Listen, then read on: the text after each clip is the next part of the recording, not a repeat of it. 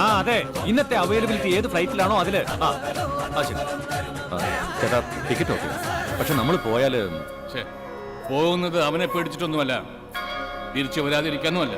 യുദ്ധത്തിൽ പിന്മാറുന്നതും യുദ്ധതന്ത്രം തന്നെയാണ് കൃഷ്ണ. കടലുള്ളിലേക്ക് വലിഞ്ഞിട്ടാണ് ആഞ്ഞടിക്കുന്നത്, അതിനാ ശക്തി കൂടുതൽ. സർ, കോർട്ട് ഓർഡർ ഉണ്ട്. ഈ കേസ് കഴിയും വരെ ജൂറിസ്ഡിക്ഷൻ വിട്ട് പോകാൻ പാടില്ല.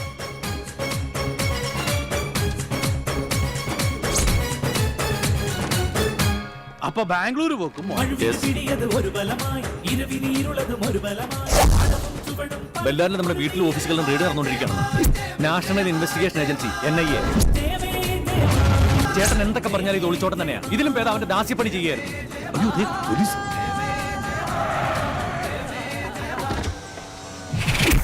എങ്ങോട്ട് പോകുന്നു? വെറുതെ ഒരു ഡ്രൈവിന് ഞങ്ങള്. അപ്പൊ പിന്നെ ഇതോ, എയർപോർട്ടിൽ ചെന്നാ പിടിക്കുമെന്ന് കണ്ടപ്പോ യാത്ര അങ്ങ് ട്രെയിനിലാക്കിയില്ലേ? ഇറങ്ങണം അങ്ങോട്ട്, വണ്ടി ഒന്ന് സെർച്ച് ചെയ്യണം. സർ, ഇതാരുടെയാ? ആരുടെയാന്ന്? എന്റെയാ. പിടിച്ചു കേട്ടോ. വാടോ. എന്താണ് SP സാർ, ഈ മാന്യന്മാരെയൊക്കെ പോലീസ് ജീപ്പിൽ കയറ്റി കൊണ്ടുപോവാണോ? കള്ളത്തോക്ക്, കള്ളത്തോക്ക്.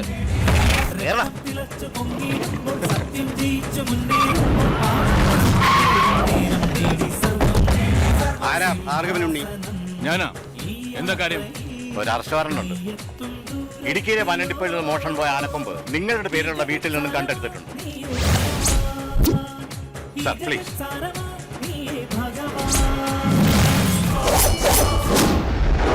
അവൻ പറഞ്ഞ പോലെ ചെയ്തല്ലോ രാമനുണ്ണി. ബെല്ലാരിയിലേക്കുള്ള വണ്ടിക്കാശ് പോലും ഇല്ലാത്ത അവസ്ഥയിൽ അവൻ എത്തിച്ചു.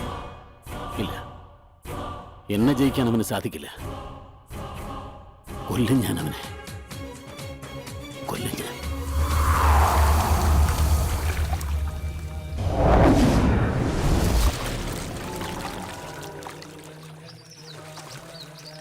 അച്ഛനെ നല്ലോണം മനസ്സിൽ ധ്യാനിച്ച് ഇനി ആ പവിത്രമോദരം അഴിച്ചോളൂ. കർമ്മങ്ങൾ കഴിഞ്ഞു.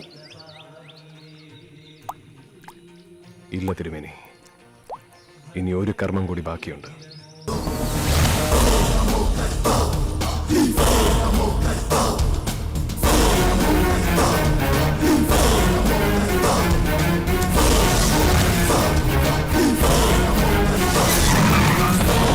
പോയിട്ട് കാര്യം ഉണ്ടായില്ല. രാമനുണ്ണി മുങ്ങിയോ?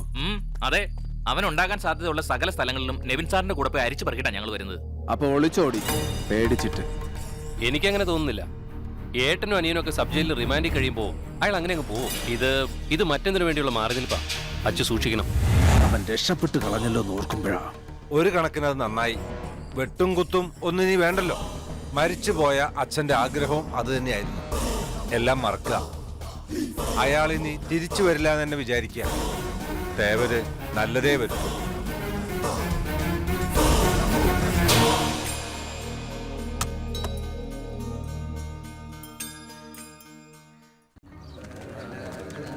അവരാ ചടങ്ങ് എന്നാണെന്ന് അറിയാൻ വേണ്ടി വന്നതാ. ചടങ്ങോ? അതെ, ചന്ദ്രഗിരിയിലെ അടുത്ത കാരണവസ്ഥാനത്തേക്ക് ഇനി വരേണ്ടത് കുഞ്ഞാണല്ലോ. ആ സ്ഥാനം ഏറ്റെടുക്കുന്ന ചടങ്ങിന്റെ കാര്യാ ഷാരടി ഉദ്ദേശിച്ചത്. ഹേയ്, അതൊന്നും വേണ്ട. ഞാനും നിങ്ങളിൽ ഒരാൾ, അത്രേ ഉള്ളൂ. അല്ലാതെ ചടങ്ങ്, കാർന്നവർ, സ്ഥാനം, അതിൻ്റെ ഒന്നും ആവശ്യമില്ല. അങ്ങനെ പറയരുത്. അനിഷ്ടങ്ങൾ ശിയായി കാണുന്നു. ക്ഷേത്രത്തിലെ പുനഃപ്രതിഷ്ഠാ ദിനമാണ് അടുത്തു വരുന്നത്. ഒപ്പം ചുറ്റമ്പലത്തിന്റെ പുനരുദ്ധാരണവും ഒക്കെ അച്ഛൻ പറഞ്ഞേൽപ്പിച്ചിട്ടാ പോയത്. അതിനെന്താ, അച്ഛൻ തുടങ്ങി വെച്ചതൊന്നും പാതി വഴിക്ക് ഉപേക്ഷിക്കാൻ ഞാൻ തീരുമാനിച്ചിട്ടില്ല. എന്താ വേണ്ടെന്ന് വെച്ചാൽ അറിയിച്ചാ മതി. ഷാരടി മാമ, ധനധാന്യങ്ങളല്ല ഇപ്പൊ ഞങ്ങൾക്ക് വേണ്ടത് ഒരു നാഥനെയാ. അതെ, ദേവരുടെ തിരുവാഭരണങ്ങൾ, ഉപസ്ഥാനത്തിരിക്കുന്ന ഭഗവതിയുടെ പട്ടും വാളും ചിലമ്പും, ഇതൊക്കെ ഉത്സവത്തിനും തിരുവാതിരയ്ക്കും എടുത്തു തരേണ്ടത് കുഞ്ഞാ. അതിന് സ്ഥാനാരോഹണ ചടങ്ങ് നടക്കണം. അതെ മോനെ, അതാ ആചാരം. ഷാരടി മാമ, ഇന്നത്തെ കാലത്ത് ഇതൊക്കെ നടത്തുക എന്ന് വെച്ചാ അത് വേണ്ട. ദേവി ഇത് ഒഴിവാക്കുക. വേണം, മോൻ അനുസരിക്കണം. ശർമാജിയുടെ അടുത്ത് നാളെ തന്നെ പോയി മുഹൂർത്തം കുറിക്കണം. അതും ആചാരത്തിന്റെ ഭാഗമാണ്. കീഴ്വഴക്കപ്രകാരം ചന്ദ്രഗിരിയിലെ മൂത്ത ആൺതരിയാണ് ദേശാധിപൻ. പണ്ട് രാജഭരണം നിലനിന്നിരുന്ന കാലത്ത് നാടുവാഴിക്കോയ്മയുണ്ടായിരുന്നു ചന്ദ്രഗിരിക്കാർക്ക്. അന്നാച്ചാ നാട് മുഴുവൻ പങ്കെടുക്കുന്ന ഒരു ഉത്സവം പോലെ നടക്കേണ്ട ചടങ്ങായത്. ശരിക്കു പറഞ്ഞാൽ ഇയാൾ സിംഹാസനസ്ഥനാവുന്ന പുണ്യകർമ്മം. എന്റെ സംശയം അതല്ല തിരുമേനി. കാലം മാറി, കാഴ്ചപ്പാടുകൾ. എന്നിട്ടും ഈ പഴയ ഫ്യൂഡൽ പ്രതാപത്തിന്റെ അവശിഷ്ടങ്ങൾ ഇപ്പോഴും ആചരിക്കപ്പെടുക എന്ന് വെച്ചാൽ ഓരോ ആചാരത്തിന്റെ പിന്നിലും ഓരോ ലക്ഷ്യമുണ്ട്.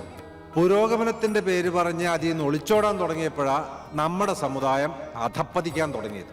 മനുഷ്യനല്ല, ശാസ്ത്രമാണ് വലുത്. ശാസ്ത്രം എന്ന് വെച്ചാ ഇവിടെ ആചാരം.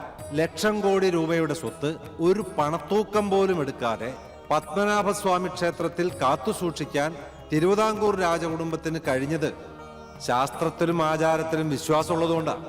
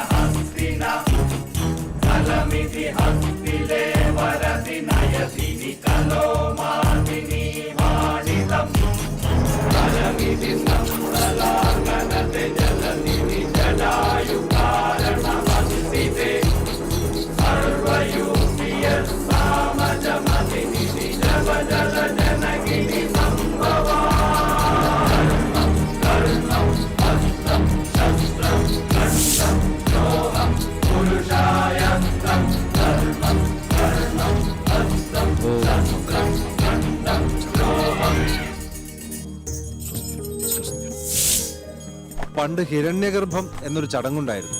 ആനയുടെ 4 കാലുകളും ചതുർവേദങ്ങളായി സങ്കല്പിച്ചാൽ പഞ്ചഭൂത നിർമ്മിതമായ പ്രപഞ്ചത്തിന്റെ സനാതനമായ സത്യത്തിന്റെ പ്രതീകമാണ് ഗജം. കൊമ്പുകൾ സൂര്യചന്ദ്രന്മാരാണെങ്കിൽ ചെവികൾ നന്മതിന്മകളുടെ ആലോചനാമൃതം. പാർവതി പരമേശ്വരന്മാർ വാണരുളുന്ന ഈ ഭൂഗോളത്തെ വലം വെക്കുകയാണെന്ന് മനസ്സിൽ നിരീക്ഷിച്ചിട്ട് ആനയുടെ അടിയിൽ കൂടെ നൂണ്ടോളൂ. സർവൈശ്വര്യ സിദ്ധിക്ക് സഹസ്ര സ്നാനം.